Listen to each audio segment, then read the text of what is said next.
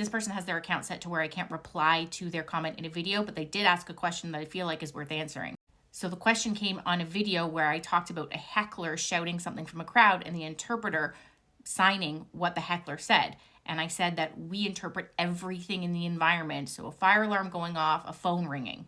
Now, unless you're my mom, more on that in a minute, it's unlikely that I'm going to describe the sound for you in ASL. If you ask, then sure, but nobody ever really does. And anytime that somebody has asked me to describe a sound has been just when I'm like around a deaf person, but not interpreting because I'm busy interpreting.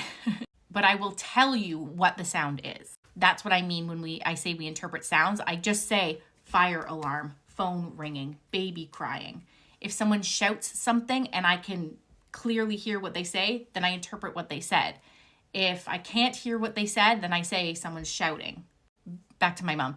Sometimes she will ask things like, oh, the dog is crying. What does that sound like? I'm like, oh, ma'am, do you know how difficult it is to describe sounds? Or when I was in Italy, I was on a deaf tour, and one of the men on the tour was an older gentleman in his 60s who had just got a cochlear implant. So sometimes he would hear something that he was unfamiliar with, because when you get a cochlear implant, my understanding is that you have to learn what each individual sound is so that you can recognize it. And so he would sometimes hear sounds that he didn't recognize, and he would ask me what he was hearing. I'm like, I don't know, sir. Do you know how much noise I filter out?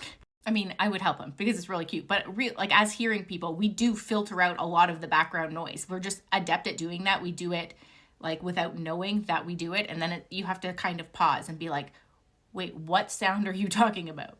But yeah, going back to the question, in an interpreting situation, it is likely that we will just say, this is the sound that is occurring, and not describing the sound. Does that make sense?